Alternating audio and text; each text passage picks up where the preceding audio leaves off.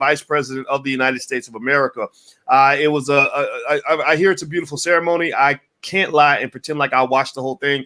I did see the purple outfits trending on the internet, and but I didn't see much else. And so today I wanted to give a Black perspective. I feel that Black people need to talk and be a part of every conversation that affects our community. And I feel like our conversations are better than and more important than any other conversation. So everybody who agrees that Black people in our community needs to come first on our priority list, put your hashtag B1 in the chat. Hashtag B1 means that we're Black first. It means that we put our community as our top priority. And it also means that B1 also means that we must be one to be successful. So hello, Lovely and D. Ruth and Lawrence and Leotis and everybody else. Shout out the city. Shout out the city that you're from.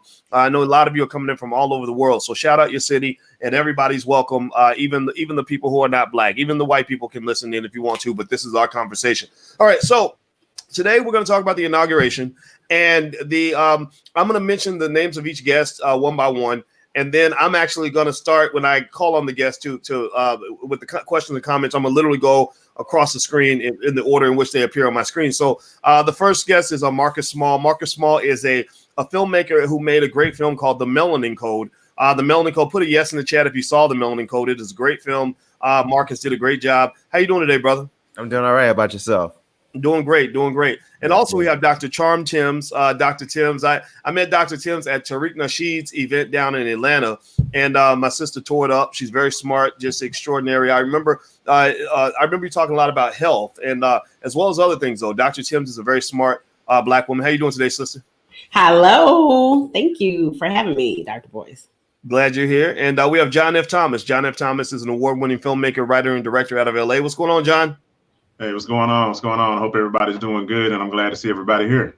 All right, and we have Tony Lindsay. Now, Tony is out of your Brooklyn, right? Is that where you're from? Yeah, Brooklyn, New York, brother. And you're also a filmmaker. That's right, because your film is Where Hearts Lie. Yeah, Where Hearts Lie. Where Hearts Lie. I want to write that down. Yeah. So when y'all hear the name of Black movies and stuff like that, y'all should write it down too, because we got to support Black products and businesses and everything, and everybody in here has something going on. I want everybody to know about what everybody else is happening. So also we have Mrs. G, the world famous Mrs. G from Black Wealth. How you doing today, Mrs. G? I'm fine. How are you? Good to see you. We have Tariq Abdul Malik. Tariq, the one and only Tariq Abdul Malik. I don't think I know another Black person like Tariq. That's why I love this brother, because he's so unique. How you doing today, man? Hey, I'm doing great. And it's Abdul Khalik. Tariq Abdul Khalik. What did I say? Malik, I think. Oh, maybe I didn't hear you right. Okay. Wow, I mispronounced your name and didn't even remember the mispronunciation. My bad, brother. Tariq Abdul Khalik, and also Zakia Sankara Jabbar. Correct? That's right. That is right. All right, Miss. Good to be here, brother. Jabbar, and she is. I want to describe you as an activist, political analyst. Is that accurate, or how should I refine that definition? Absolutely. I'm a freedom fighter, activist, political analyst, all of that good stuff. Love Black folks. Okay, well let's start with. That's a good way to start the conversation. So everybody who loves Black people, type the word love in the chat. We're going to start the conversation with love, even when we disagree. We're always going to have love. So let me actually start with with Black love and activism and love for the people. So I'm gonna start with you, Miss Zakia. So the inauguration went down today. Biden got sworn in. Kamala Harris got sworn in as well. What does this mean for Black people? Well, I think that clearly we see that everybody's ready to go back to brunch. What I do believe for Black people, unfortunately, is that this is going to prove to be one of the most anti-Black administrations in history. And, I hate to sound pessimistic, but I think we need to keep our eyes on the ball. And I keep mentioning every time I come on here, we are in the middle of a great reset when it comes to the economy. No one batted an eye, Boyce, when Joe Biden over the weekend actually named a geneticist and promoted this person to a cabinet level position in his administration. This, for people who don't understand, please go back and do your due diligence and research on the scientific idea of eugenics, right? We're entering into a phase where biotechnology, nanotechnology, and all of this technology is going to be merging literally down to the cellular level. And I'm trying not to talk over people's heads, but I do think that it's important for people to understand that there is going to be a merging of technology, finances, technology, biology, all of these different things are happening. And it's also known as the fourth industrial revolution. And Black people, by and large, honestly, boys, we're not talking about this. Even our smartest people, I've been looking at them, economists, people are not discussing this, and it is very serious. So I think that this, so I'm legitimizing my point that, and people can go back and watch this video in 4 to 5, 10 years from now and say that sister said that this would be the issue. Okay, so Tariq Abdul Malik, or Khalik, not Malik, Khalik, Tariq Abdul Khalik. Miss Zakia just said that this would be an anti-Black administration. Those were the words she used. Do you think that you think that's true, or what do you think about the Biden administration? Well, I think a lot of identity politics will definitely be used because they'll be promoting, a lot of Black people to certain positions and holding them up as icons when these Black folks don't really do anything for you. And you can see the identity politics playing already at the inauguration, because I think a lot of people were wearing, I believe it was Chuck Taylor's, because Kamala Harris was wearing it. And, she was wearing some type of necklace. So everyone's got the same pearly necklace as her. So it's almost a celebrity of Kamala Harris. And what that does really is that's just designed to lull Black folks to sleep and put us in a peaceful corruption mentality. And what I mean by Black folks wanting a peaceful corruption is corruption that's not loud, that's not in your face. It's silent, it's hidden, you can't see it. So other groups are taken care of. Your economic situation remains the same or just gets lower, and nobody is going to be talking about it because we're just happy that Joe Biden is in power. And just another thing is and I don't know if we're going to get to this topic, but it just seems like Black people got a switch where they're turned on to be offended by something. And I say that because I find it quite interesting that Snoop Dogg all of a sudden is praising Donald Trump when he hated Donald Trump this entire presidency, but he's praising him when he got a pardon. So it's almost as if we know the Democrats aren't going to do nothing, but we're too afraid to ask them for anything. So Mrs. G, you live out of the country, and you're kind of watching this from the safety of another shore. Mrs. G, can you hear us? Oh, it looks like Mrs. G went out. Okay, COINTELPRO got her. All right, so I'm gonna move on to Tony.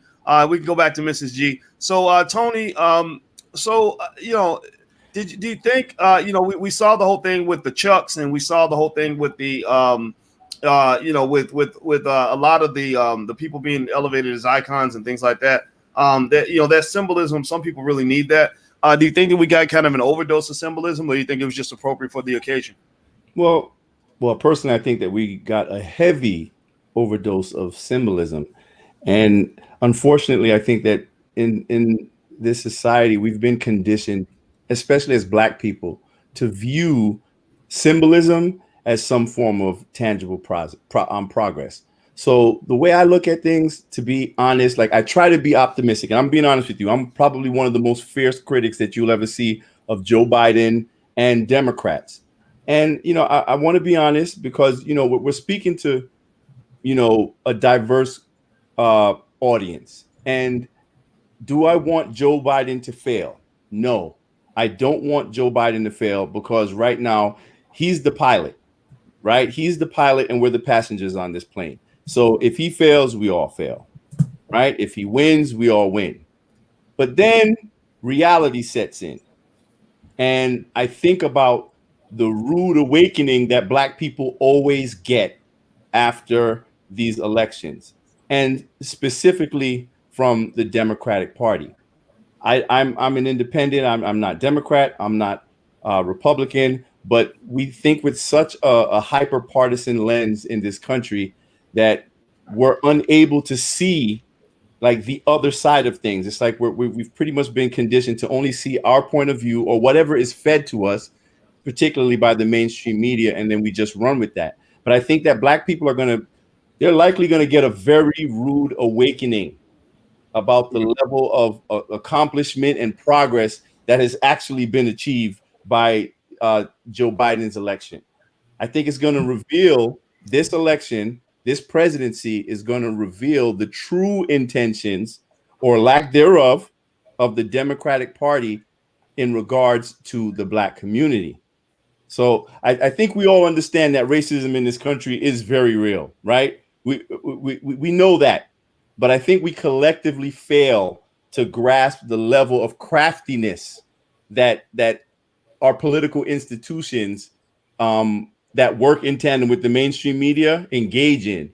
So I think we're really going to get a really big shock treatment coming up. I hope it doesn't happen this way. I hope so. I hope they deliver on some of the promises. But then when you even say that, what did they promise us? They promised immigrants a lot of stuff. You know, I walked through the executive orders that Joe Biden signed today, or was supposed to sign all of them today. I walked through the first 100 days. You know, I don't see anything that is geared towards the African American community, which handed Joe Biden the election. So I think we need to abandon this need for symbolism, which is rooted in low self-esteem that Black people we've been relegated into this state, and we have to start developing some real, and I hate to say it, like self-respect. Like stop trying to I don't want to say seek the acceptance and the approval of white people or white daddy, or we don't have to always rely upon them to offer us the solutions. We don't have to always navigate through their path. We need to find our own path. Okay. So Mrs. G, looks like you came back. I'm glad to see you back. So my brother just said that he feels that we are asleep. So are we asleep, and how do we wake up? She is muted. I think you're muted, Mrs. Oh, sorry. G. I think that we, as intelligent Black people, can begin the process of understanding that we don't understand the world. We cannot possibly understand the world if almost no Black people in America have left. I'm never going to stop saying that. One of the most important things that I can bring to our people is the actual real life view outside of America, since most Black people in America have never left in 402 years. It is important to understand that presidents are almost completely unreal. The concept of a president is almost completely fake.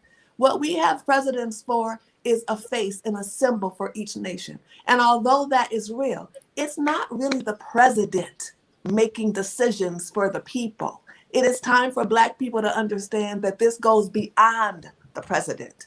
Like the first lady said so elegantly, we have to understand that there is a scientific war against us. Right. We're in a scientific war. We have scientific problems now.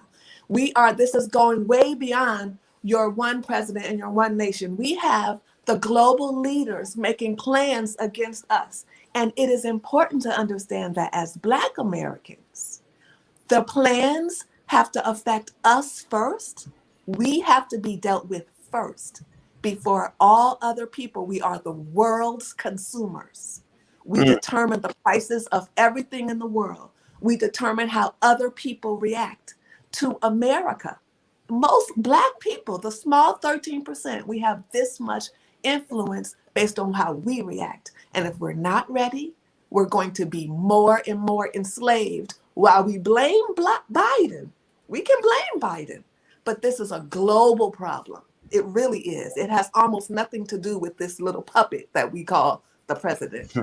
So John F. Thomas, what do you think? I mean, did you watch the inauguration? Were you impressed with anything that you saw today? Was I impressed? No, I wasn't impressed with anything.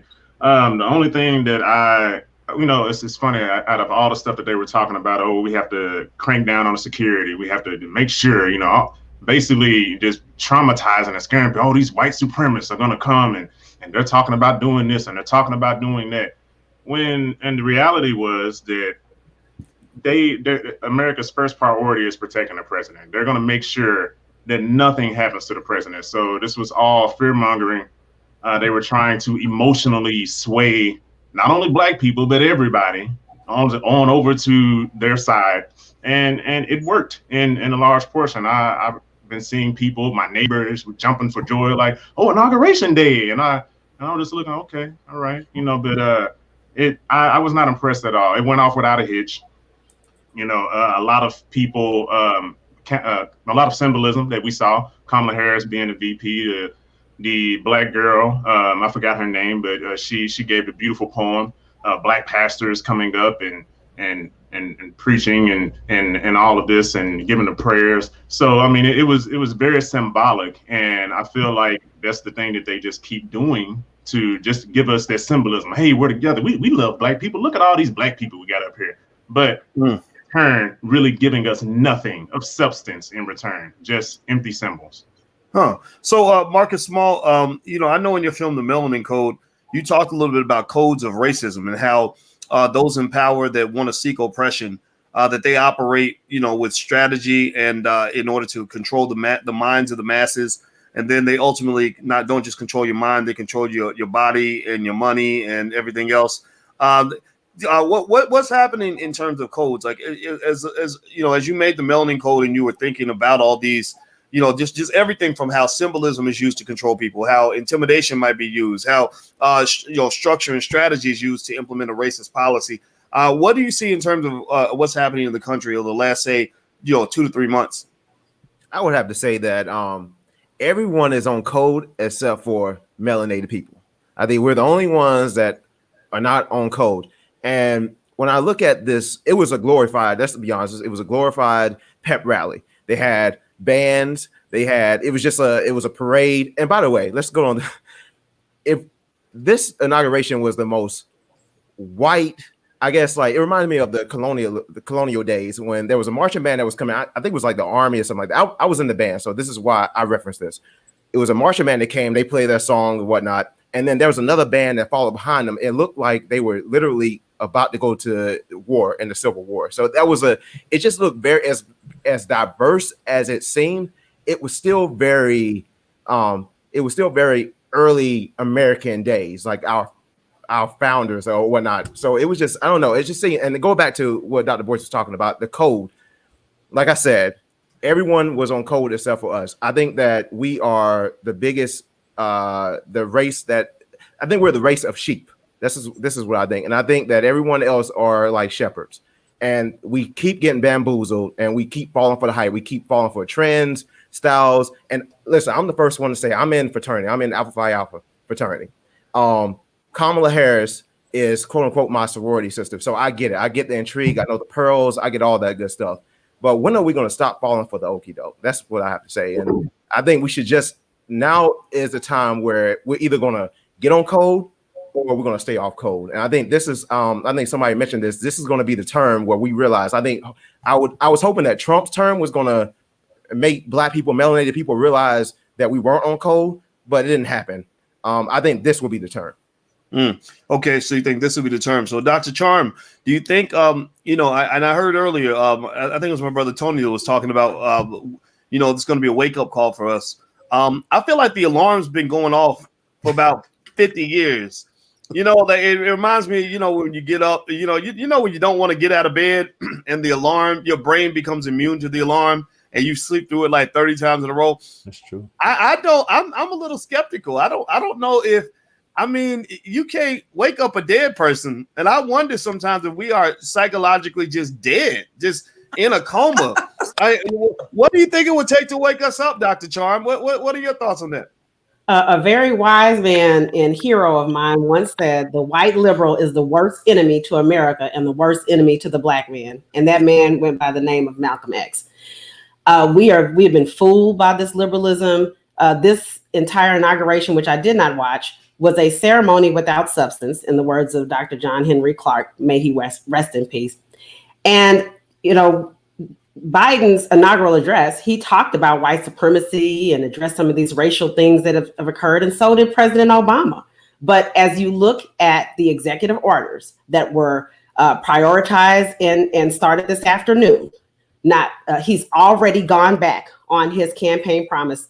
Sean King tweeted about it, that he went back on his campaign promise about addressing policing and mass incarceration on the first day. He's talked about rejoining the World Health Organization, the Paris Accord, the Keystone Pipeline, talking about immigration and starting an 8-year path to citizenship for 11 million undocumented immigrants. All of these things have been addressed in executive orders today. And the people who put him in office, had it not been for Detroit, had it not been for Philadelphia, had it not been for Atlanta, this man would not be in office. And this is the thank you that we get. And we are continuously being used. Yes, we need to be on code, but we really need to understand political savvy and sophistication, because at this point it doesn't exist. Yes, I will agree. Michelle Obama's hair was laid. She looked wonderful. And, Kamala looked great. And what is that going to buy me with no reparations? What is that going to get me with mass incarceration, with in many cities, 2 Black women for every 1 man? I got friends here with master's and doctorate degrees, a good Southern women with no husband. And so these, we're dealing with socially engineered issues. And yes, the ladies look great. I'm not going to say Michelle Obama weave was not laid to the gods, but what good is that going to do me when Michelle is sitting up there with her husband and Black women have no husband, are fighting for our rights? Black men over here incarcerated. What good is going to be with some Chuck Taylors and pearls if we have no substance? He's already gone back on campaign promises on day one. So that's already setting the tone for what's going to happen for the next 4 years. We have to be dispassionate and be acerbic and have some political savvy. We have not learned from what occurred during the Trump years. We have not learned from the Obama years. The problem is, to your point, sister, is that these people have not changed their playbook. At this point, we have to take some responsibility for our own behavior. I am also an independent. I did not vote for Joe Biden. In no way in hell I was going to vote for Joe Biden, because clearly he was running on "I'm not Trump," literally. And let's be very clear.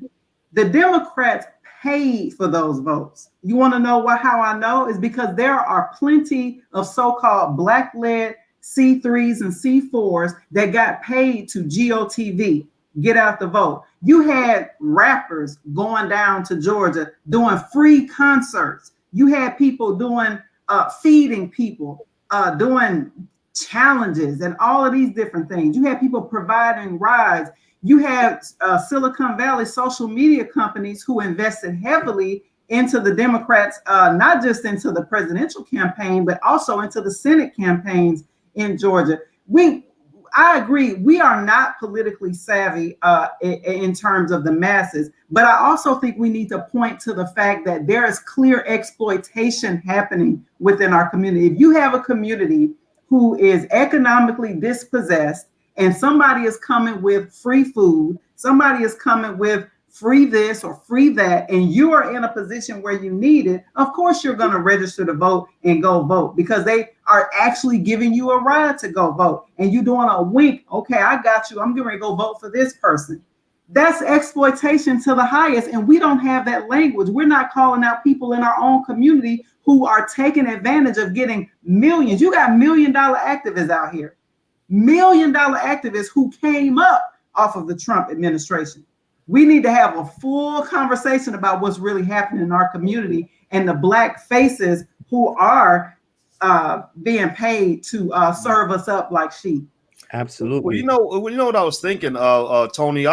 When I saw Tony Tariq, really anybody, when I saw Lil Wayne get his pardon, I instantly connected Lil Wayne's pardon to that awkward endorsement he did of Trump back in the day, which almost seems like there's just this game being played behind the scenes that we're not privy to.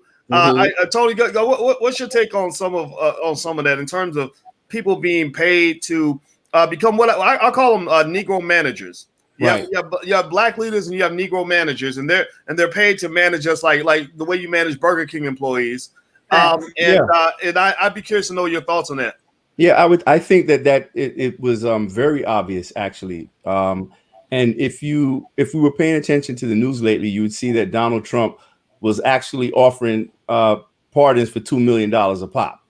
So I think it makes complete sense now when we see the Lil Waynes and the rappers or whoever it is kind of giving these like weird endorsements of Trump. But I think this is also indicative of the larger problem that we face when it comes to the quote unquote gatekeepers, right? There's a certain class of Black people that is allowed the keys to the gate, right? To the gate of the corporatist element, to the mainstream media, the access that they get to the elite class. And these people are set in place to keep us at bay, to keep us controlled, to keep us calm, to keep us dumbed down. And, and to what Zakia was saying, we've been falling for this for a long time. And it's the same playbook over and over again. And I think that the fact that we're seeing this same playbook, it shows the complete lack of respect that they have for us. And, they don't even respect you enough to even appeal to your intelligence anymore. I mean, we get what is it? Booty to the polls and twerk on Washington. Right. That's how they appeal to our level of political sophistication as Black people. So so it's really about educating us and let's like making this.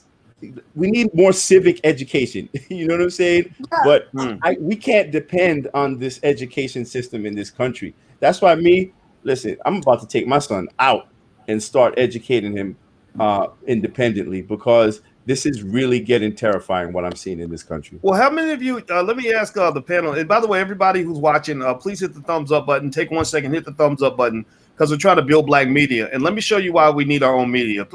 As you hit the thumbs up, subscribe button, and all that stuff, let me show you guys why I think we really need some Black media. And I would like to get the take from some of the ladies on this.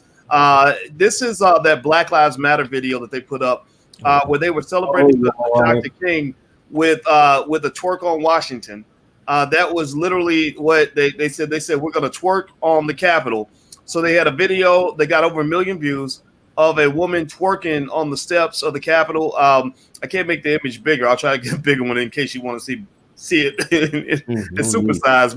But anyway, so she's twerking on the Capitol. And what was interesting is that this was not just, a random person's Instagram page. I mean, this is Black Lives Matter, which is has been made by white media to be the face of this Black liberation movement, which obviously I'm sure many of you would object to that. It is. I'd like to actually, I want to run to you, Dr. Charm, because Mrs. G, you spoke on this very eloquently, and I feel like it's important to ask the ladies about this first, because as a man, you kind of freeze up. Like, okay, am I impeding on your freedoms as a woman by saying that I'm not comfortable with a twerk on Washington as being the way to celebrate Dr. King's birthday? So I'll start with you, Dr. Charm.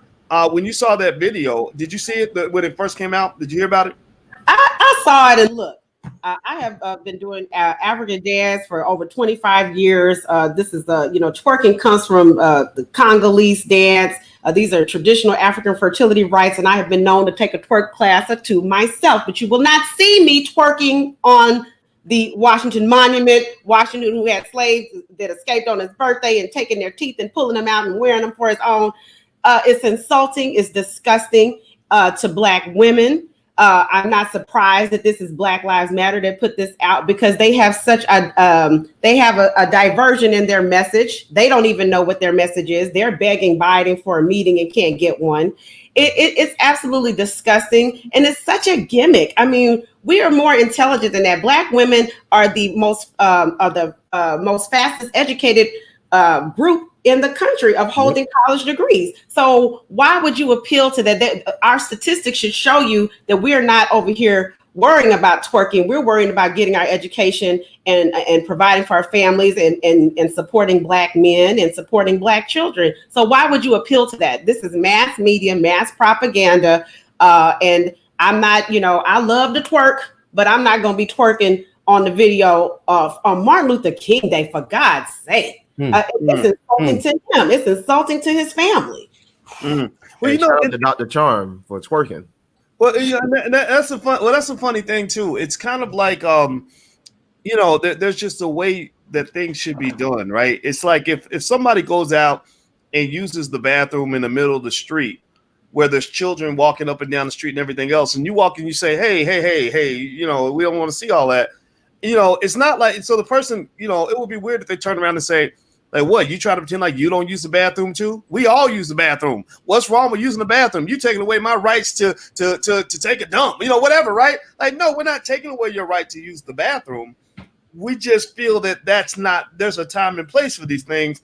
And my children are right here, and we don't need to see all that, right? And Mrs. G said something that I thought was really interesting. And anybody in the panel can jump in on, just gotta do like that so I can point you out. But Mrs. G used the word porn. She said, I saw porn. And I didn't think of it like that, you know. But then I did do kind of a gender switch. And I said, yeah, if it were a man doing something, anything like that around children, it would definitely be porn. And I think maybe because we're so touchy about infringing on a woman's right to do what she wants with her body that we're not calling it for what it is. Does anybody else have a thought on this? I mean, and it is funny that Black Lives Matter. Two things about Black Lives Matter that's fascinating. One is they've collected $10 billion. I was just about to say, follow the money, brother. Okay, well, you know what, Zakiya, I'm gonna take it to you because I want to talk about that money, that $10 billion they collected, and nobody knows where that money went. And then two, they were telling everybody to go vote for Biden and Kamala, and they can't even get a meeting. They can't even. Biden said thank you, we've used you, good luck in your life, and he isn't even calling them back. Zakiya, what are your thoughts on all of everything I just said? So certainly, I thought it was extremely disrespectful. Obviously, you know, African dance, I love it. I can't say that I actually can do it very well, like the other previous sister was saying, but context matters, right?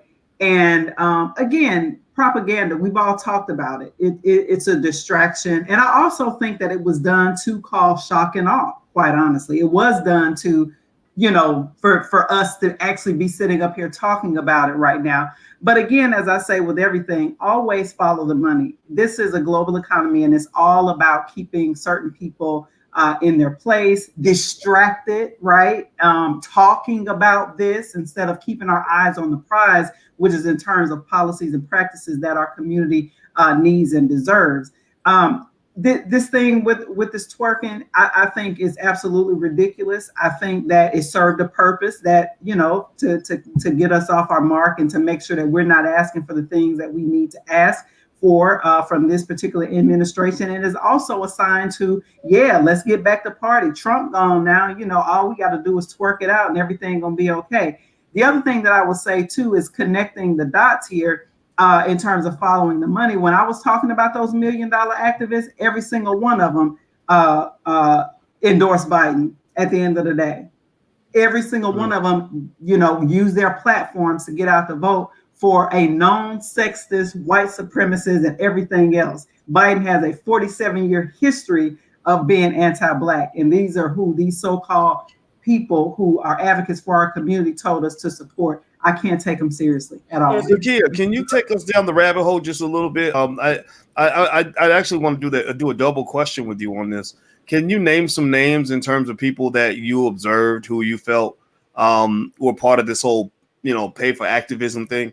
I think it's important to name, you know, that we start really pointing these things out so that at least people kind of know what's going on. Does anybody kind of stand out to you in particular?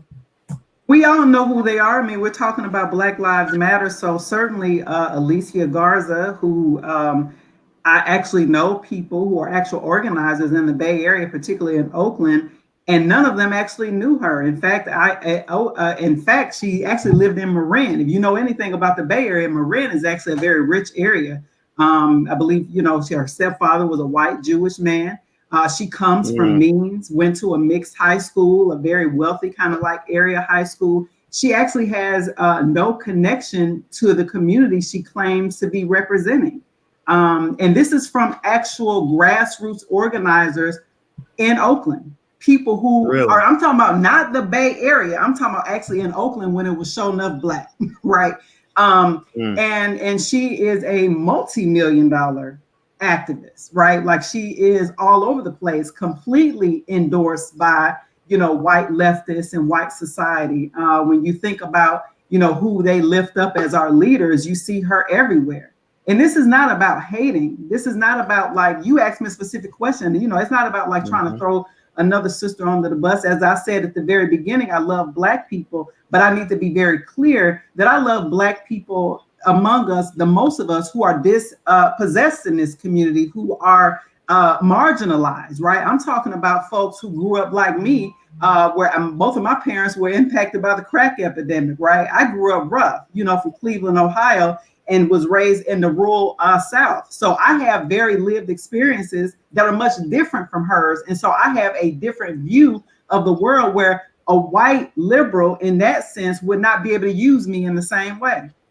And just to add on to that, I'm going to piggyback off of Ms. G about personal responsibility inside the Black community, because one has to ask, how does actions like this keep happening inside the Black community and there is no backlash? Because I'm going to be honest with you, I'm looking all across the internet, and there's very few Black independents that's really talking about this issue, especially with the twerking. But what's interesting is that none of the mainstream Black media is talking about this. It's almost as if it's being swept under the rug, as if it didn't happen. And this is embarrassing towards the Black community when you see this type of behavior, where you got the young sister twerking in front of the, with the Martin Luther King talking, because it doesn't make us look like a people to take seriously. Is because we're always entertaining. And if Black people don't call this behavior out collectively, this is going to keep happening, because no one sees us as a community to be taken seriously. We only take things seriously whatever the media and white liberals say take seriously. So take, for example, let's say Black Lives Matter say, you know what? We are going to work with the Republicans on a certain legislation because the Democrats will ignore us. You would see every African-American upset with that. All the celebrities upset with that. You may even see Google and all these Facebook and social media companies censoring them because it doesn't toe the line. And that's the problem with our community. It's like our priorities is wrong. I want to add on to that. So the thing is, a lot of people that I even talk to, especially like really liberal Black people, they want to be able to do whatever the hell they want and then turn around because they want to act like, oh no, I don't care about how they look at me, how they view me. I'm a human. I should be able to do whatever I want. True. In a perfect world, that's true. We don't live in a perfect world. So we need to adjust to the world that we are living in and how the world has been operating and how it continues to operate and has been operating forever. And also another thing is you want them to allow you to do whatever the hell you want, not really thinking about how other groups of people, how these people are perceiving you. And then you ask these same people, respect me when they try to shoot you dead in the street or when they beat you up or they come in your home and handcuff you when you're naked. Oh, no, respect me, respect. They don't respect you. That's why you're being shown having this image of you twerking and on the Capitol Hill. That's disrespectful, one, on Dr. Martin Luther King Day. And then you're saying, well, I should just be allowed to do that. No, we have to have what T said and what Ms. G said. We have to have some personal responsibility, some personal accountability. And just because I call you out on that, that doesn't mean I'm attacking you per se. We need to be on code. Like this is not allowed in any other community. No other community is doing anything like this, but yet we're asking for respect. It just makes us look ridiculous. It makes us look childish. And it makes us look really immature. And we need to really start growing up, start being more politically savvy, start holding ourselves more accountable. Because if we want power, real power to change things, we have to start holding ourselves with a much better respect to demand respect. Because I don't have to necessarily like this person in order to respect them. Same thing America, how they deal with Russia, how they deal with North Korea. They don't like them, but they respect them. The same with these white people who came to the Capitol. They don't like them, but they respect them. We're the only ones, but we say if Black people did that, oh, we'd be beat upside the head and all this other stuff because they don't respect us. And the things that we do and how we present ourselves, that's why we're not being respected. We have to change all of that. So Marcus Small, when he talked about again about being on code, what area? I love the fact that I remember in your film you had Neely Fuller talking about codes used to control Black people in all areas of activity, almost everything that we do. And so, you know, with this with some of the things that are just mentioned by Zakia in terms of you know, creating fake leadership to manage us, or John and Dr. Charm talking about, you know, the image of Black women twerking as a way of somehow showing allegiance to Martin Luther King. You know, this also speaks to, you know, a power of media, right? That controlling media is a very important part of this, which almost says that, you know, when you talk about filmmakers like yourself and Tony and John, etc., that we're really coming after that and really saying, okay, let's at least make sure that we have that media ownership piece as one of our core agenda items would be important. Do you agree? Yeah, I totally agree. Media, we need our own Black media. Therefore, because we know that the mainstream media will spin everything. For instance, like, and this is what I'll say about the code system. So the liberals, everybody, and I would say liberals, except for melanated people, are all on code. I was in a clubhouse room today, and it was a celebration room for the liberals. It was like Inauguration Day, and they had people in there that worked for Kamala and Biden, you know, the whole campaign. And they were going over the list of things that they wanted Biden, this campaign, to do. The main thing was eradicating the death penalty. The second thing was raising minimum wage. There was a brother that came up there to the floor, and he was like, listen, this is what I want. I think that Black people need reparations. And you're talking about crickets. I mean, it was totally crickets. So was it the lift every voice plan, or was it the lift everyone else's voice plan? That's what I want to know. So Mrs. G, you're about to. Oh, sorry, Dr. Char. I heard Mrs. G and Dr. Char. I couldn't tell. Dr. Charm did this. Can we go to Mrs. G first? I haven't heard from her for a while. And then you, Dr. Charm. Go ahead, Mrs. G. Yeah, I'm starting to come to the point of, you know, believing that we need to stop telling our people that they are going to receive reparations. I do not think that people need this kind of distraction, because we are stuck in this perpetual begging. I'm going to repeat again that the president is a distraction. The president is a figure. The purpose of a president, like someone here said tonight, is to keep people calm, to pardon a few people, to make sure that the public doesn't get out of control, and that they believe that the president has powers that the president really doesn't have. But as far as Black people are concerned in America, we need to understand that although we keep chanting Black Lives Matter, in reality, Black lives don't matter. They don't. We want all of this respect. We keep asking for it. We want reparations. We keep asking for that. We are 13% of the population. We stay at 13% with all of the abortion clinics that are out almost every Black neighborhood in America. And we need to understand, if we're going to seek power, we're going to have to look outside and learn the global view, not just the inside view of politics, because this is globally happening. We're trying to fight some type of war. We're trying to fight something, and we don't know how to fight it because we only can see a small percentage. What's really happening is America is being controlled by the global plan. We have a global plan that's happening. It needs to be understood. Stop talking about this small thing. And it also needs to be understood that Black Americans are supposed to be slaves. You're not supposed to be free. You were brought to America to be a slave. You were still in America to be slaves. We're high-paid slaves who think we have freedom, yet we don't have a passport. Why? Why do we not have passports? Why do almost 0% of Black Americans don't have a passport? It cannot actually be explained. Most people have 1,001 reasons, but it's unacceptable.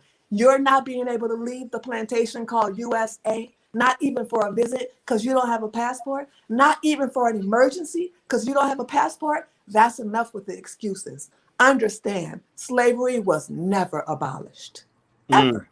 I agree with that, because I'm gonna be honest with you. When I left the United States of America, and I thank my dad for having me travel when I was a young boy, you really see the United States and how they affect other countries, how their foreign aid to dictators oppress other countries, how they fund foreign wars, just fund chaos with other countries. And then you look, and then when you come back in America, you see the American people just totally lost, don't know what's going on. They talk about a whole lot about Russia, but Americans don't even understand the Russian-Ukraine conflict. They don't understand that this hyper rhetoric to go after Russia can actually lead us into a nuclear war. But it's like we don't even understand that stuff because, like Ms. G said, we have never really traveled outside to see how the world views our country. That's true. Okay, so Dr. Charm, go ahead. I've been to 9 countries, and I think it's great to get a passport and all that. But traveling has shown me that the image of Black people in America has been colonized amongst everything else.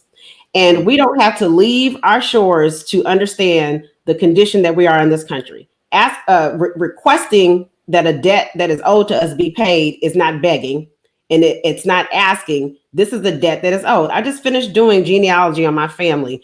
I'm still I'm at the point now that I'm gonna have to hire a professional genealogist, but I was able to get all the way back. Just found out that we had slaves in our family in Mississippi and Tennessee and Virginia. I'm from Houston, Texas. I had no idea. I was going through census records and looking, got up to 1840 and then 1820. And my great grandmother was 101, was a sharecropper. We got her on tape. I listened to a tape of her from 1991 before she died, talking about the fact she didn't say I was a sharecropper. She said I was a slave. We didn't have any rights. They paid us when they wanted to pay us. I have family land in Texas, in the rich oil areas that was stolen. And I'm sure that there are other Black people that have gone through this. And so we don't have to travel, though travel is great, to understand the condition. No, we do have to travel. When you see that, and when you see that. Wait, so hold on, hold on, Mrs. G. Let Dr. Charm finish her point, and then I'd like to hear your rebuttal. Let's go ahead. With the twerking on the Capitol, back to that, we didn't stop it at the point where Bernie Sanders had an interview with Cardi B. We didn't stop it at the point where Joe Biden did an interview with Cardi B just during the election cycle. And so you have a disrespect there. So then we tolerated that. Then, of course, we're going to tolerate somebody twerking on Martin Luther King Day. And then you see, and I listen to Cardi B music, but when Cardi B had WAP playing and her little daughter wandered in, and so she hurried up and jumped up and turned that shit off so quickly. So I just say that to say that, and even Oprah, I think what Oprah said, she went to South Africa and one of the guys called her in, what up, my nigga? And she's like, and he's like, I see this on TV. And this is going back to Donald Bogle and the images that are colonized, that are coming out of Hollywood, that are coming out of America, of Black people, that is broadcast globally across the world. And when we travel, they think we all behave that way. That's true. Okay, Mrs. G, you stop it where it started. We have to nip it in the bud where it starts, because that isn't the perspective of Black people. That isn't how we behave. I wasn't raised like that. Nobody I know was. Okay, Mrs. G had something she wanted to say in response. It looks like she's frozen. Mrs. G, can you hear us? No, I'm not. I'm shocked. I'm not frozen.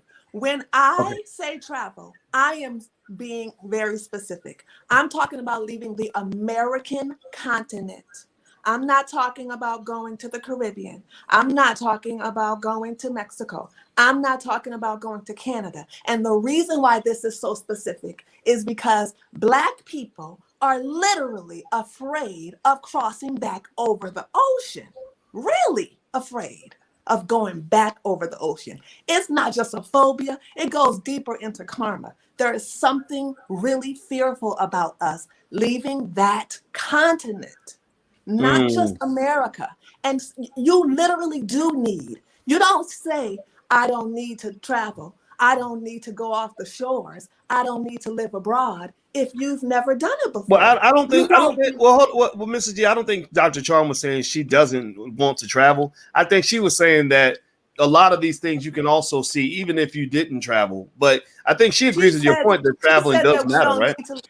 She said that we don't need to leave our shores. And I said that you don't have to leave your shores to understand the condition of Black people in this country. I speak I don't think she's speaking anti-travel though. I speak 5 languages fluently. and I have traveled to 9 countries. I just came from out of the country 2 weeks ago. Okay. I've been to Africa, and so I'm not saying that we don't need to travel. I think travel is wonderful, but to say that we have to travel to understand the wretched condition that we are in this country is absolutely ludicrous, in my opinion. Okay, let me finish, please. Can I finish? I have traveled to over 80 countries. I have lived outside of America for 22 years. While I also lived in America, staying in touch with America while living outside of America for 22 years. There's a reason why they have something government funded by nations all over Earth called the exchange student. That is not for fun. That's not to go to somebody else's school and kick it for a year. You have an exchange student to increase the intelligence of the people in your society. The actual intelligence, your wisdom, and everything. I also speak 5 languages very fluently, and they're not Latin languages only. I speak Asian languages also. I speak a little bit of Arabic. I happen to have a very good grasp on what it's like to live outside of the United States. And living is much different than a 10-day trip in reality. And I agree with that, right? So I think that what you're both saying, it sounds to me that the more experience you have, the broader your perspective, the more you have insights on what's happening in America, which I think you will both agree on that. I almost feel like it's not a contest, right? So we can move on that. That's not what I'm saying. That's not what I'm saying. And I really think it's important to make this clear, because people argue with me constantly who've never left or lived outside of America that it's not needed. It's not just about experiences. It's about being able to compare. It's about being able to see the huge contrast. It's about having enough time pass to know that after years, the police never came after me. Years. You don't know that on a trip. You don't know after years that you never feared for your life. You don't know that after a few days. You only know that after years. There are some things you're never going to be able to know unless you have spent years, decades even. You can't just say, I went, I saw, I got the t-shirt. Okay. So what about let's go deeper into that then. Tony, I haven't heard from you for a minute. I'd be curious. Okay, so Mrs. G makes a valid point about the importance, or at least the opportunity that we have to live in other countries. And I agree with that point. You know, I have not been in another country for more than 6 months at a time. But even then, I noticed a difference. But years at a time, there are people that do that as well. Why do you think that there aren't more Black people who just pack up and go? Like, what do you think it is? I mean, you know, we do have a birthright here, right? This is our country too. We built this, you know, so that's an argument. But also, it almost seems that some of us have that mental block, that we think we can't fly farther than, you know, Detroit or Los Angeles, that we actually can't just keep going and go to another country altogether. What are your thoughts on that, Tony? Well, I think it's a combination of both, but I also think that when you look at it, it's like sometimes we can only go as far as we see or what we're exposed to. And when we've been, let's say as Black Americans, when you've been taught like the whole time that you've been in this country that, like, let's say Africa per se is just a bunch of poverty and jungles and, you know, so it's like it always seems to go back to the media from my perspective, which is why I always talk about the importance of independent media and Black media. But I think that there's such a stronghold over our perception that, so yes, I think there's a large degree of fear when it comes to us leaving this country. Yes. But I also think, listen, it's our birthright. Why should we have to leave and go anywhere? You know what I'm saying? I mean, there are debts that are owed. So I can understand both sides of the conversation. I do believe that you do get a better perspective when you leave this country as far as understanding, you know, what you're actually experiencing living in this country. I don't think you're required to live outside of the country in order to get that, you know, be able to truly identify what you're going through in this country. I don't believe that. But I will say, though, you know, I've traveled to maybe 5 countries and, you know, my daughter lives abroad. She's in France right now. But I can tell you that, you know, my family that lives in Europe, when they look at everything going on in the United States, it's unfathomable to them, like what is happening in this They country. think that I'm lying. But the thing is, a lot of their opinions about Black Americans are shaped by the media, American media, the propaganda machine in this country. So even when you look at, what I always suggest for our people to do, we have to watch media outside of this country. We have to watch BBC or watch RT or whatever it is. Yeah, right. Because we got to see other perspectives. We've been locked into one perspective in this country. So it always defaults back to the brainwash of the machine. So that's how I always look at it. So we're trapped. It's a mental slavery that we're still trapped in this country. So as far as the reparations argument is concerned, I do believe that African Americans have an absolute right to demand reparations in this country. Do I believe that should be the one hill that they die on? No, I don't, because I also believe that there are a myriad of other issues that still affect us and concern us in this country that we do have to pay a great deal of attention to. And I also think that we have to acknowledge that giving Black folks reparation in this country is just not, that doesn't help the status quo in any way. So it's like, I understand the demand, but I also have this realistic way of looking at things. And I don't want to say reparations will never happen. I believe that, yes, there's a true, it's a justified demand, but it's like, how is this system invested in giving Black people in this country reparations when they're still offering us twerk on the pole to vote videos and all of that? It's like, when you look at the reality of how seriously they take us and our level of political sophistication, it's just, at the end of the day, 1 and 1 makes 2. So I just try to look at these.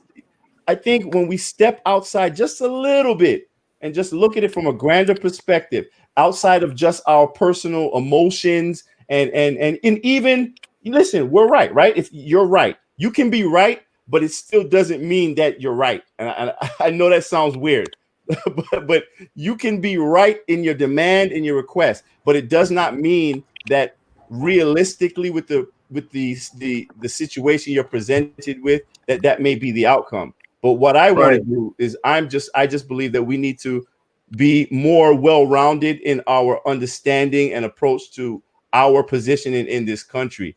And so let me jump in on that. Let me jump in on that though. I think, and I want to ask Marcus. I want to tell Marcus this story, and I want to get your take on this, Marcus, because it was really happened. I really saw it. So I spent to Rose's point about living in other countries and being there for a long time.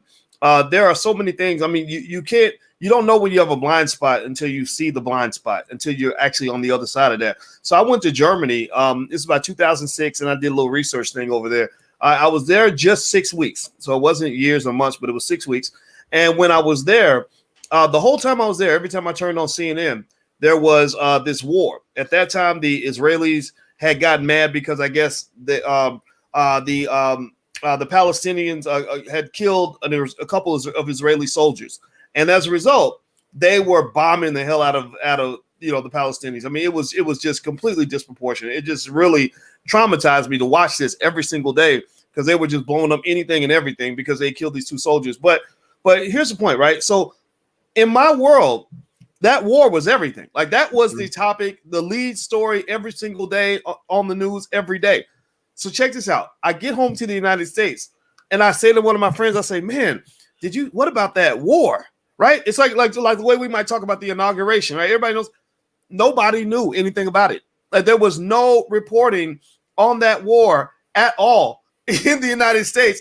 And I said, oh my God, I'm in the twilight zone right now. And let me show you also, Marcus, I'm going to show you this. There's one thing I was researching while we were talking. Now, this is Time magazine covers.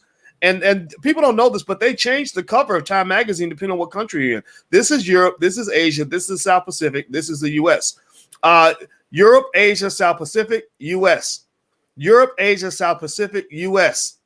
and it goes on and on and on. And basically, it seems like they have us living in this weird little bubble where we're not connected with the things that matter in the world, and also where we're just consistently fed misinformation. What do you think, Marcus? Yeah, I totally agree. And everything that's happening in our world is like our world, and vice versa over there. This reminds me when I went to Cambodia.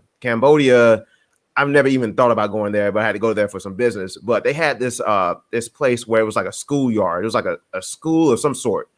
And I guess it happened like maybe 100 years ago or sometime around there. It just seemed like it was a long time ago. But something happened where they basically they set up concentration camps there. And it was horrific. They still had the old clothes of people dying. They had people chained to the bed. You know, the pull-up bars. They had pull-up bars where they would hang people there and beat them and stuff like that. And over there, that was like the worst thing in the world to them. Over here, we had never even heard of that. We've heard of like the Holocaust and stuff like that, but over there, it's like that was their Holocaust. So, and when we talk about media, I also think that, so we have black media over here. We have black media in the Caribbean. I've been to the radio stations and TV stations down in Jamaica. Africa, I've never been to Africa, but I want to go there too. What we need to do as melanated people is we need to start cross-promoting and start cross-producing, because I feel that in Jamaica, the quality isn't the best, but they have good content, but the quality isn't the best. So why not have someone that's from America that has great quality, ship them to Jamaica for a little while and train them, and vice versa? And because I can learn stuff from Jamaica. Like I have a freelance camera operator that does music videos in Jamaica, and he is like phenomenal. It's ridiculous how good he is. Very talented. They just don't have the equipment. So this is why I think that we need to have a global web of media, not just video, not just newspaper, print, stuff like that. But I'm talking about everything that encompasses media, because I feel that as melanated people, we can all learn from each other, and I feel like that's the only way we can get deeply rooted within our own culture as well across the globe. Because if you go to Africa and they think that everybody is like Madea, talking like Madea and Cardi B, then that's null and void. That's not good for us as a race. But they need to know that there's a Boyce Watkins, a Neely Fuller, or some sort like that. So that's how I feel. I feel like media, especially melanated black media, should all come together, and we should have conferences. I believe that. I believe that we filmmakers such as ourselves, that those that are on this panel, we should go to these other countries, Canada also. That are really not considered like non-black, but they have a lot. I've gone to Canada, like Toronto. They have a lot of black people there. So why not? Let's just celebrate each other and let's learn from each other. Therefore, we can circulate our own news of that sort. Okay, so let me ask Zakia. How do we, circling back to Biden and Harris and everything in between? How do we go from being upset about our condition to actually kind of challenging the politicians? I hate politics. I don't like being involved with none of that. I did something with the Obama administration a few years ago, and it annoyed the hell out of me. But I do understand the importance of it, and I know that you have an understanding of the political system. What do you think are some basic things we might want to do as a people in order to make sure that our voice is heard moving forward? Absolutely. I think that we need to learn how to use leverage. I think we had a huge missed opportunity this time around, you all, a huge missed opportunity to use the leverage. And I have to say, in terms of the census, as you all know, we just did one in 2020. Our vote is actually going to, especially with Biden's plan on immigration, keep in mind, our vote is going to become less and less and less important. And we're not thinking futuristic. The other sister vibing with me in terms of this global economy. We do live in globalism. Like, we're entering into the fourth industrial revolution. I am going to keep saying that because Black people need to be very clear, and they need to read and do research. We're in a quarantine right now in many places, right? Please use that time to read. I'll share here really quickly, and I'm certainly going to get to your question, Brother Boyce. On my YouTube channel, which is Real Talk with ZSJ, I have been doing a reading of the book called The Choice by Brother Sam Yet. And I'm not sure if Boyce, if you're familiar with it, or if any of the other panelists are familiar with it. But the reason why I'm reading that book is it was written in 1971, literally 50 years ago this year. And Sam Yet was warning Black people because he was the first Black White House correspondent for Newsweek.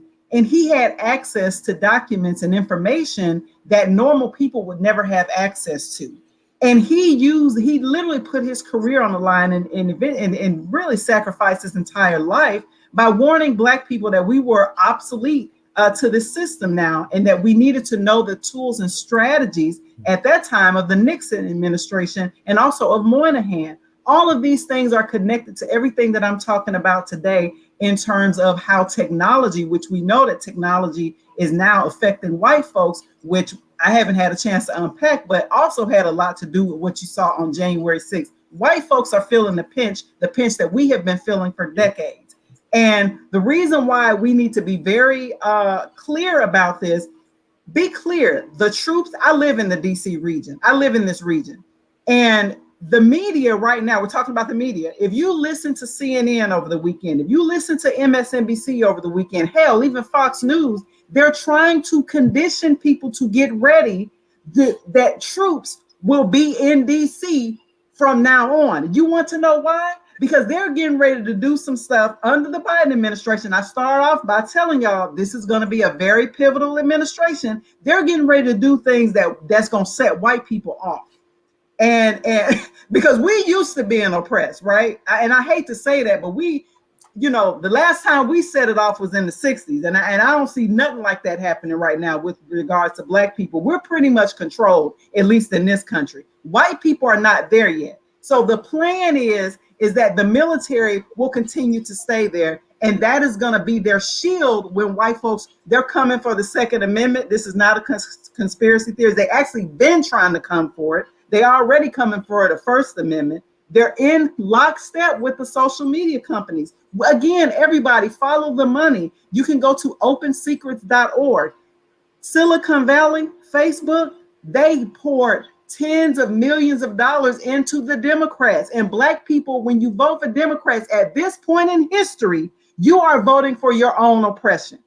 I don't know how else to break it to you. And so in terms of your question, what we actually need to be doing, I think, is that Black people need to be studying, and we need to be figuring out alternative ways to live. We need to figure out how to get away from smart cities, because smart cities is something else that's coming down the pike. We need to be figuring out how to grow our own food. We need to be figuring out how to be self-sufficient. And I mean right now, it's an emergency. Well, Tariq Abdul-Khalik, with this election, do you feel that I just want to ask a random question. I mean, do you think this election was legitimate? Like, do you think that there was anything to be said about, there are a lot of people saying the election was stolen and things like that. Tariq, do you feel that there were some issues there that kind of got swept under the rug? What do you think? Yeah, but the thing is, it's kind of hard to talk about that, especially on these platforms, is because, they can just take this whole platform down and say that we are inciting violence. So I tread lightly, but, when you see 100,000 votes come in as ballots and it goes directly to one candidate and not the other, and I think they had that situation in Michigan and Wisconsin, that is an anomaly that should be looked at. But I want to also get back to the solutions part about Black people, because the question is why Black people keep falling for the okie doke over and over again. I strongly believe it's because we are in fear. And, my thing is, I always observe that, you can tell who is running things, just look at those who you cannot criticize. And when I look at the Black community, I always ask myself, why is it okay that we can talk about white supremacy and nothing happens?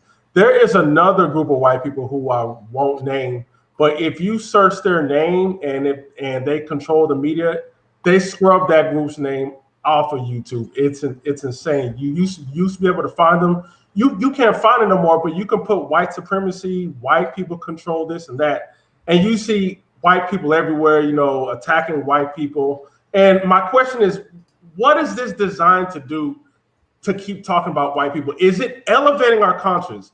Is it having us think critically? Are we moving in a different direction, or are we living in fear and coddling, and we're wanting them to protect us, specifically the liberals? So the solution that I would have for Black people is stop scaring each other. That's why every 4 years, this is why we can't get Black people to be independent and stand firm. If you don't talk about reparations, left or right, any Black politicians, if y'all don't talk about reparations, we won't vote for you. And don't tell me about no white supremacists running up on me, because I'm not scared of that. You've been telling me that year after year after year, and it's not happening. Like, that's what I think. We have to stop scaring Black people and be more nuanced. John, one thing I was thinking about, John, was the fact that that there's always this talk about, they never really talk exactly about what is actually happening. They always talk about what might happen. Like, we end up being, it reminds me of this video I saw with this father. Y'all might have seen it. Give me a yes or no in the chat if you saw this video, where a father was showing his son how to fight, and his father would do like that, and the son would duck.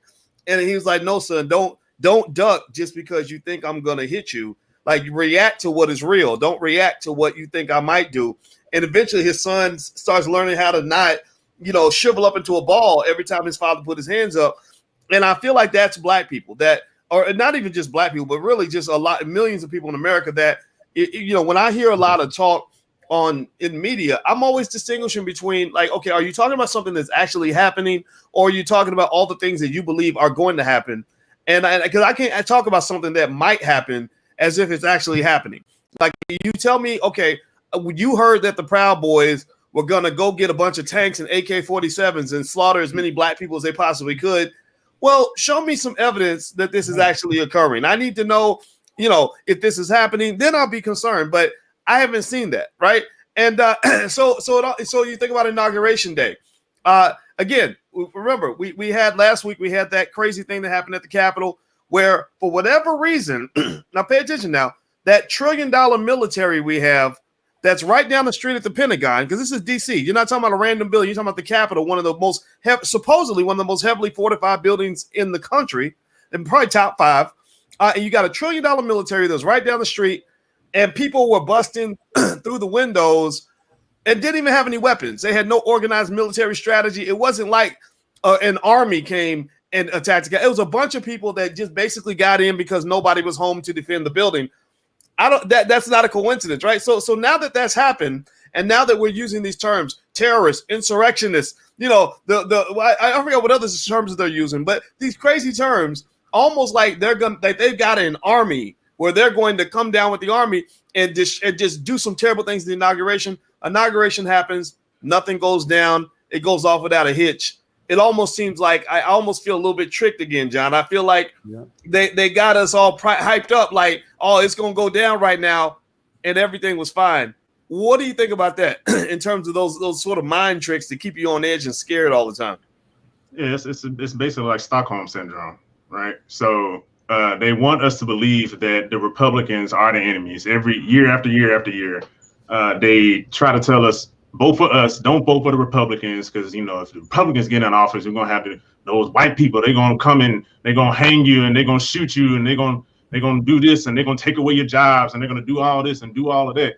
But the reality is, once we get them in office, what do? They give us jobs. But again, like I was saying before in the last video, these jobs only allow us to stay wherever we're living, especially if you live in an apartment, basically a month out of being homeless. That's all it does. They are not generating wealth within the Black community. They know what the issues are, and they know that there are guns being dropped into these cities, like Chicago, for instance, where there's a lot of gun violence. Because think about that. If all this gun violence, where are these Black people getting the guns? If we don't own ships, if we don't own planes, come on, brother. How are we getting these things? So this is like the left wing and the white wing working together to hold Black people back. And here we are voting for our enemy, who is acting like our friend.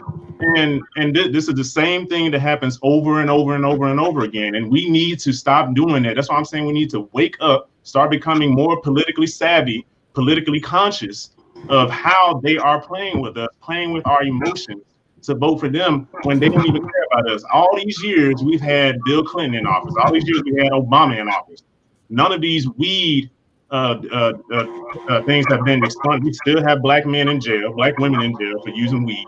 None of this stuff has been solved, but yet we still voting for them to do what exactly? All right. Okay. So let me I'm hearing a little bit of an echo, so I'm gonna have to hit the mute button because I don't know what the noise coming from. There we go. All right. So everybody, we got an all black panel. We're talking about the inauguration and what happened, what's going to happen with the Biden Harris administration. I want to take 1 second to remind everybody of the importance of us building black media. So if you could do a couple of things, one, hit the thumbs up button, share, subscribe, all that stuff, because we're competing against the narrative. We're trying to make sure that our people have a chance to share our voice in addition to all the voices that are out there. Number two, when you hear the outlet that is connected to the individuals that are on this platform, a lot of folks smart folks on here that have great platforms and have made films. Zakia has a wonderful YouTube channel where she does amazing work. Please support them. Go hit that subscribe button on their channel. Write down. I'm giving you homework right now, but you're going to do your homework in class. Write down their platform so you can go support Dr. Charm and support Mrs. G and Tariq and John and everybody else, because that's really important. So I'm asking you to do that. I hope that you can give me a yes in the chat to confirm that the message came through loud and clear. So the last thing I'm going to ask the panelists to do before we head out, we've been talking for a little bit, is I'd like each individual on the panel to kind of give us some closing remarks, something that we can walk away with, maybe 90 seconds of Black Power, so that we can walk away feeling good and strong and accomplishing something, and maybe even a specific step that we could take. It's up to you guys to decide how you want to use that time. But I'll start with Mr. Marcus Small, maker of the film Melanin Code. Marcus, what will be your parting thoughts, brother? I would have to say, actually, a lot of points that were brought up today were actually in the film, The Melanin Code. John just brought up the whole thing about guns being distributed in our black neighborhoods. Dr. Boyce, you actually brought that up in The Melanin Code. Like, where are they coming from? The drugs and the guns can be traced back to the cartel in Mexico. That's how deep it goes, especially when it comes to Chicago. So I would encourage everyone, I know this is a shameless plug, but I would encourage everyone to go to view The Melanin Code. You can go to themelanincode.com, because what this documentary is, it's an instructional video and it's full of solutions. That's what we need. And it makes you think. So I'm not just telling you, I'm giving you the blueprint, but also, and the people that are actually in the film are giving you the blueprint, but it's up to you to make decisions. It's up to you to think about it. So I would encourage everyone to do that. We're all about solutions. Now it's time to move forward. Trump is out. And by the way, I have one more thing to say. I'm not the biggest fan of Biden. I'm not a fan at all. And I'm not the biggest fan of Trump either. But it feels good to see those white supremacists to tear up, because I drink those white tears for days. So that's one good thing about it. You get to see them, bask in their sadness. So that's okay. But also we have our other fellow liberal white supremacists that are basking in glory right now. So I would encourage everybody, let's practice group economics. Let's spread this wealth so that we can take it up to the next level. All right. Dr. Charm, your parting thoughts. My parting thoughts are, we've talked about some politics and things like that, but racism and white supremacy is a public health crisis. And I have to say that as a physician. I'm a naturopathic physician in practice over a decade. And we've seen this with coronavirus. They're promoting the coronavirus vaccine, but they're not promoting the fact that a lot of the coronavirus and how Black people have really suffered from it is because of the lack of resources. And then when we get to the hospitals, we're being turned away, and we're getting there when it's so far gone that it can't be reversed. Perfect example, some of the community hospitals here in Chicago. I'm in Chicago, I'm from Houston. They didn't qualify for those CARES Act dollars. They didn't get those millions of dollars from the CARES Act because of the volume. That's how they were able to maneuver and say, hey, we're not going to serve and provide resources to these community hospitals that are in the communities, that are staffed by people who reflect those communities and serve those communities University of Chicago has almost unlimited resources, and they got a large amount of the COVID dollars here. Some of the community hospitals on the west side and the south side are in danger of closing, had hired over $600,000 in expenses because of extra expenses because they had to have PPE for the nurses and doctors and everyone else who are serving people. So I say that to say that this racism that we're dealing with is so pervasive at every single level. It is constantly attacking us 24/7, and we have to be empowered. Racism is a public health crisis. A group of Black naturopathic female doctors and a few herbalists, 12 of us wrote a book called The Quarantine Kitchen. We have recipes and healthy things in there. Some, sea moss is very sexy right now. I want everybody to get the Quarantine Kitchen book, www.drcharmbook.com, because this is one of the ways that we can really combat this virus, is having a healthy immune system by improving our health. Mm-hmm. Sea moss. Okay, so I'm doing good, Dr. Charm. I got sea moss in my bag right here.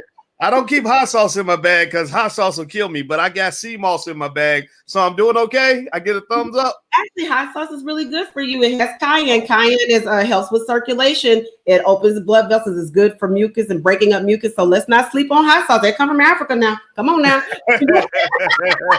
Okay, all right. Well, thank you, Dr. Charm. Thank you. Okay, John F. Thomas. What are your parting words for us today? I would say, again, we need to start being more politically savvy. As I forgot who said it earlier, but we need to start reading more, start reading Powernomics, start reading books from Dr. Boyce. We need to just start reading all these different things that have not been told to us about how great our community is, how great our people are, and what can be done to move forward. We have to start demanding. Don't just ask for jobs, demand money for our Black businesses, building our industries, resources for our communities, giving us reparations, freeing our Black men and women and children who were put in jail due to weed possession, when white people are now building industries in weed and making money off of it, selling it the same weed to the masses, and they're becoming wealthy off of that. Holding Black politicians accountable and not just taking a check just to keep up the status quo for white America. And all these things that if these things are not given to us by these demands that we have made, because we have saved the Democrats' political asses time and time again, if they do not deliver on this, then we are withholding a vote. And I know somebody asked, like, well, what do we do? Do we vote Republican? I don't know, maybe vote Republican. Or if you don't want to vote Republican, if they're not offering anything, then we're withholding the vote. It is a quid pro quo. If you cannot deliver anything to our community, every other community practices this. The Jewish community practices, the Asian community practices this, the Hispanic communities practices. That's why they are getting their immigration policies pushed basically first, because they did a quid pro quo. You do something for us, we do something for you. You take care of immigration for us, we vote for you. And we're the only ones that just like, oh, we need to vote because we need to save everybody. No, screw that. If y'all don't want to save us, then everybody's screwed. How about that? Because we've been living in hell forever already. We've been living in hell for over 400 years. I don't mind another 4 to 8 years of living in hell, because nothing really changes for us. It just changes for everybody else, and they try to make us feel bad. So if that's the case, if you can't do anything for us, then hey, everybody suffers. That's fine. Until you do right by Black people, everybody suffers. So that's why we need to start focusing in on us. All right. So Tariq Abdul Khalik, what are your parting thoughts, my friend? I just want to say, and just bring it back to the topic a little bit, the Biden administration is, in my opinion, as it relates to Black people, it will be designed to put Black people to sleep. Because a lot of us will be like, whoo, we finally got rid of Trump. Now, hey, party time. Now we can relax. And I don't like that feeling. I like that under the Trump administration, Black people were very upset, anger. But what I also saw is a Black community who understood politics better. I saw Black people talk about the House. I saw Black people talking about the Senate. I saw Black people talking about group economics and agendas, and just coming together and seeing what we can do to survive this.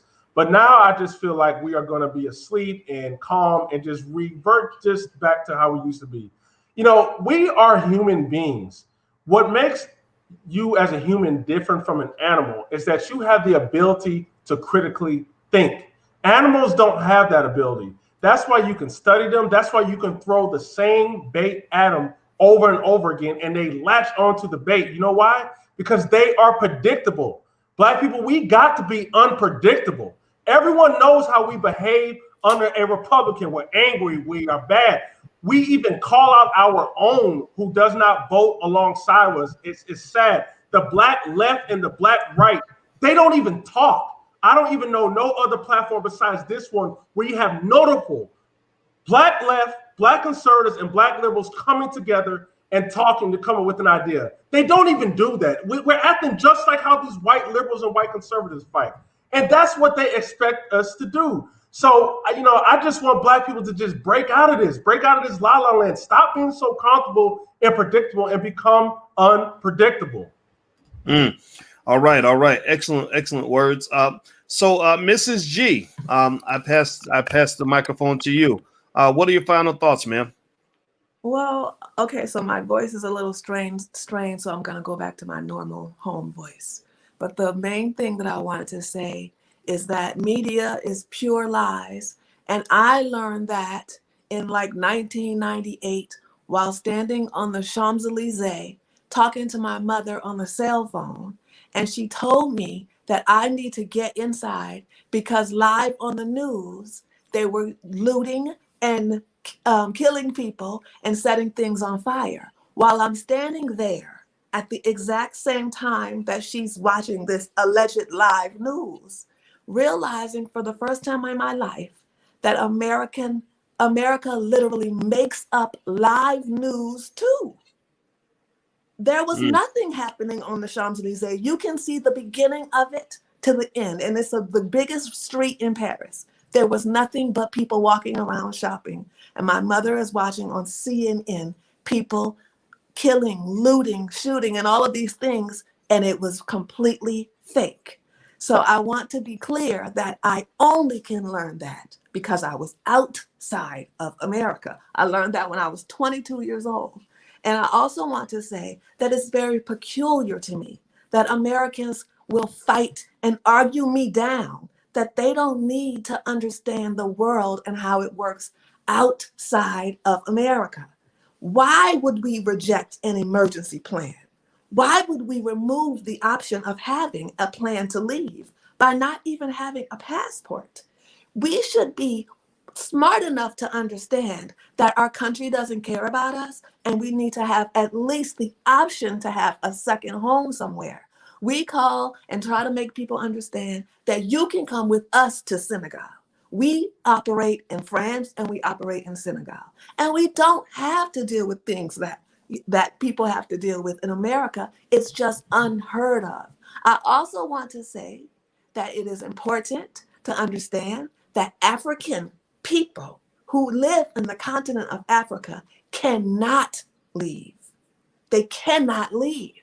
It takes moving a mountain for them to be able to use their passport to go anywhere, even to the next country in Africa sometimes. They don't allow them to move around at all. And here we are as Americans with the most powerful passport, almost the most powerful passport on planet Earth. And we refuse to use what was supposed to be for the white Americans. We're never supposed to use our passport, but we fall for it and we don't get it. And we fight and fight and fight and try to make up 100 arguments about why we don't need a passport. Yet, if you needed to, you could go nowhere. Mexico will close the borders, my friends. They won't allow us in. They won't allow us in on many occasions. And then this is a secret that a lot of people don't know. There are many situations where Mexicans do not allow Americans in from the borders. And so why do we think as Black people, they're going to care about us suddenly and let us go into their country? The other thing I want to say is, if you do make it out as one of the very tiny percentages of Black people who do leave the American continent and get to Africa, please don't bring your white Eurocentric mentality like almost every Black American does in Africa and start to oppress the Africans when you get there. So I want to say that first. I want to say that also to make that clear to people. And then finally, I want to say about reparations. Of course, we deserve reparations. Of course we do. We built America. But at this point, we have been trained so thoroughly to spend money that if we did receive reparations, I promise you, it will go right back into the hands of America in about 30 days or less. Wow. All right. So to let everybody, can you let Mrs. G and the panel know that you're hearing them? So let's type the word passport in the chat. I want to see the word passport in the chat. If you don't have a passport, you should have one. My brother had a baby 3 days ago. That baby will have a passport very soon. So that passport point is very important. And remember, you don't have to be here. So just keep that in mind. Type the word passport in the chat to let us know that you're hearing us, because it's very important that we think outside the box. So, Mr. Tony Lindsay, your final words, my friend. I think Tony is muted. Let me unmute you. Let me hit the button. There you go, brother. You're Sorry unmuted. Sorry about that. Well, first of all, just thank you again for having me here on the panel. And just real quick, I want to say that, I really watched the inauguration today, with a keen eye. And I would think that Joe Biden's speech was a very, very good one if he actually meant it. And I think that the fact that I know that he didn't mean it is what makes it all the more frustrating and insulting. And I think probably the most annoying part of watching the inauguration, while, we try to remain hopeful, but the most annoying part to me was watching the media try to manipulate our perception of what was really happening, and also playing on our fears, like from the body armor that they had. They kept talking about the body armor that certain Congress people were wearing, yet Joe Biden wasn't wearing body armor, or Kamala Harris. So I think that fear is the quickest road to consent.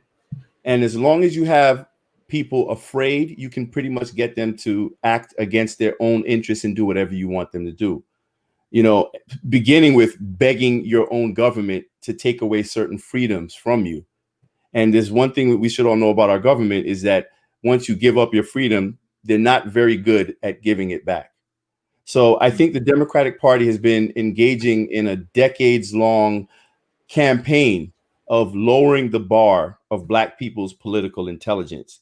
And I think we really need to reclaim our righteous minds. So thank you once again. All right. Excellent point. Okay. Reclaim our righteous minds. So everybody type the word reclaim in the chat. We're going to reclaim our minds or type no fear. That's what I got from what Tony said. You can't operate in fear. If you operate in fear, then you're definitely going to lose. So we're not losers. We are winners. So everybody type no fear or reclaim in the chat. So Miss Zakia, what are your final thoughts? And I'd love to hear something about your YouTube channel as well, because I want everybody to go follow Miss Zakia, and I'm gonna share your link in the chat. Go ahead, sister.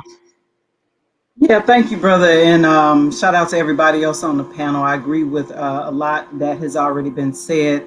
In terms of, my final comments, I'll try to just sum it up with, a few things that I've already discussed. Number one, I think that as a community, we need to get very serious. I'm at the point where I think that Black folks actually need to withhold the vote in 2022 when they try to drag us out again to get our votes. It wasn't even a week before Joe Biden backtracked after he went down to Georgia and told Black folks that if you vote for the 2 Georgia senators, you'll get a $2,000 check. Now he's talking about $1,400.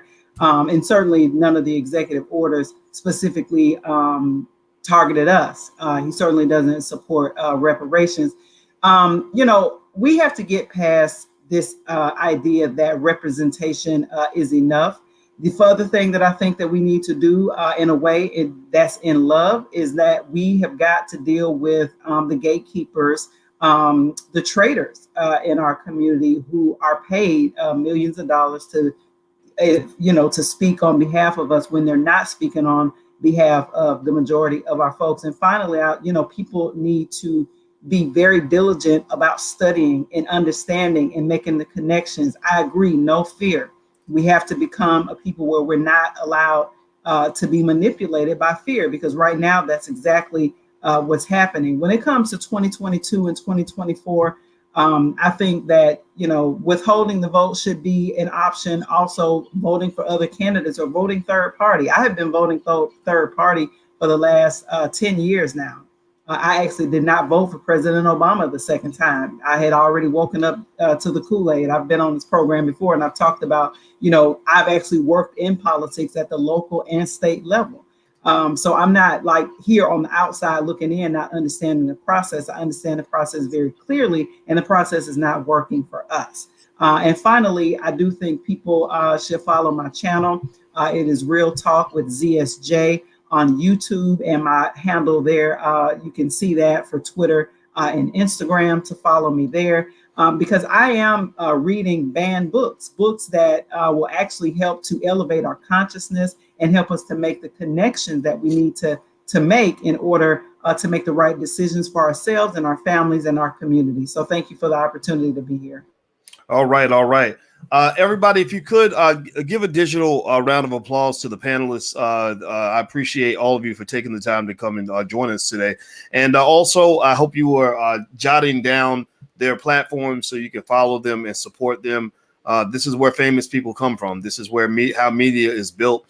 You are an important part of this process. You're not just a passive bystander. You are part of the team. We can't do this by ourselves. We are not here to build, super Negroes.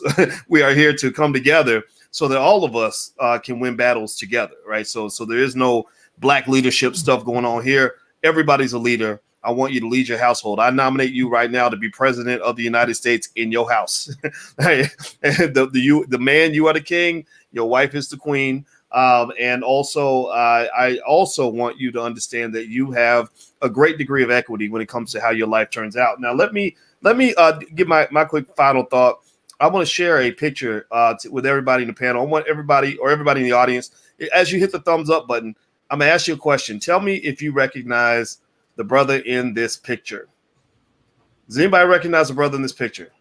Type, if you know his name, type his last name. You might know his last name. And so I'm going to give you a second to tell me if you notice who this person is. If you don't notice him, what about now? Anybody know his name? What's his last name? Type his last name in the chat. Remember this?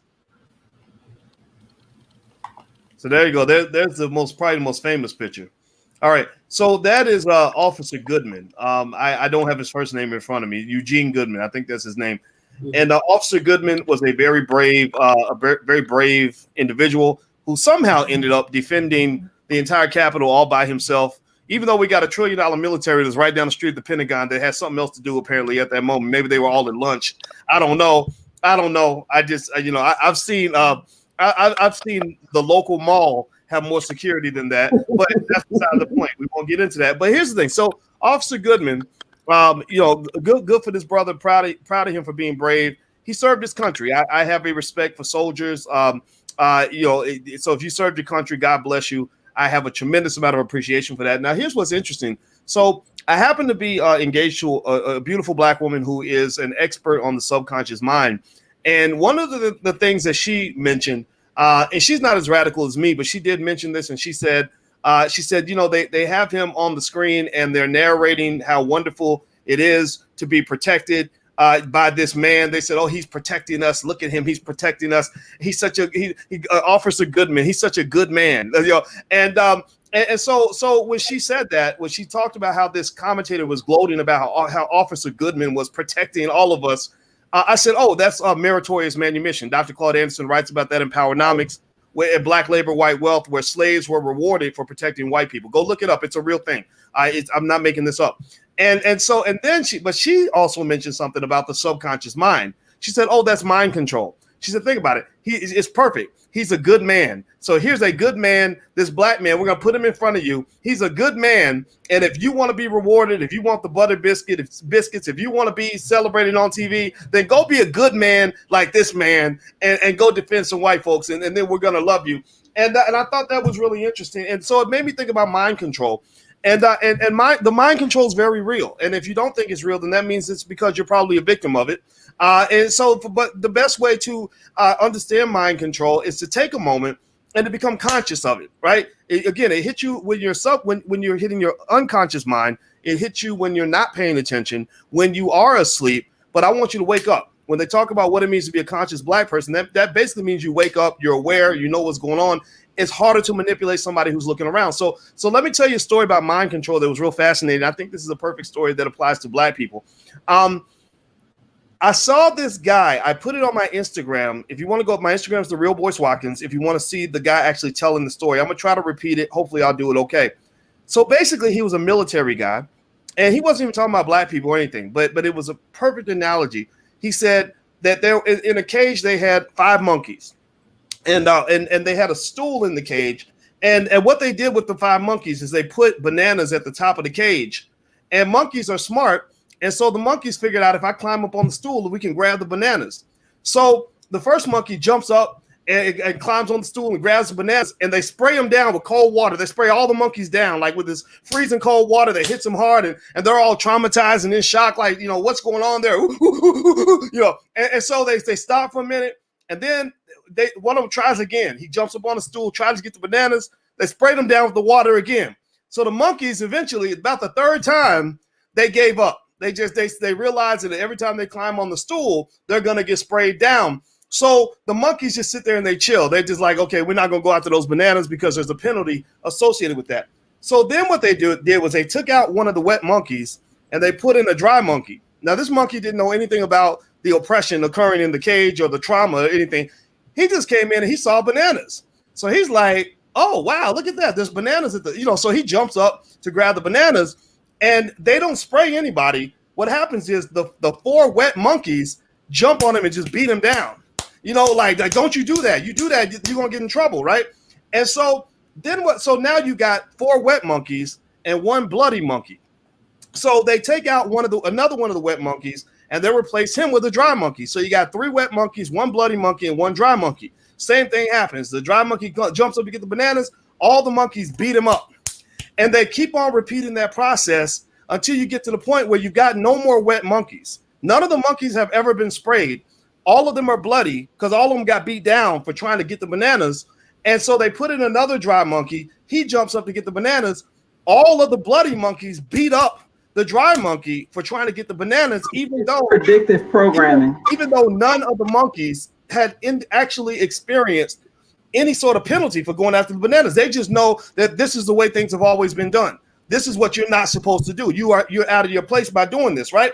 And it made me think about the way we approach the election. It made me think about all the Black people that worked harder attacking Ice Cube for asking for something from the politicians than they actually would go. They would never go after a white man the way they went after Ice Cube, right? And it was fascinating because this man was fighting on your behalf. Why at the very least you could have walked away and done nothing, but for some reason you felt the need to jump up and try to punch him out for trying to actually do something for Black people. And I think that the mind control is really deep in our community. And I think that what we're dealing with here is that it's not going to go away. If I were them and this white supremacy thing was working for me, I wouldn't change a thing. You know, because they've got millions of people that are going to fall for the same trick every single time. But I think that those of you who get it, those of you who are alert and awake, I encourage you to be courageous and to lead. And that means that when the bloody monkeys come up and try to start punching you out because you're jumping up trying to grab the bananas, you maybe you have to punch back, or at the very least you can ignore those people, right? So what I'm just saying to you is that really doing the right thing, I believe, requires you to be okay with the idea that some people are just not going to like you. Some people are going to get mad at you. I got banned. I don't talk about it much, but I literally got banned from Ebony magazine because of my positions on politics. One of the lead editors said, we will never publish anything from Dr. Boyce Watkins, right? So this kind of thing happens. But if you're doing the right thing and you're doing it for the right reasons, for the right people, then you don't have to worry about anything, because I already know that Black power is strong, and that Black excellence is always more powerful than white supremacy. And I believe deeply that more Black power is on the way. I believe that we get our strategy together, we get our minds right, we stick together, we support each other. I think we can have so much power and capability that we don't have to worry about what anybody thinks. And that's my story, and I'm sticking to it. So thank you guys for joining us tonight. This has been awesome. And please thank the panelists one more time. Hit the thumbs up button on your way out. And thank you very much to the panel for joining us tonight. I look forward to talking to you all very, very soon. So God bless everybody. We'll see you soon. Bye-bye.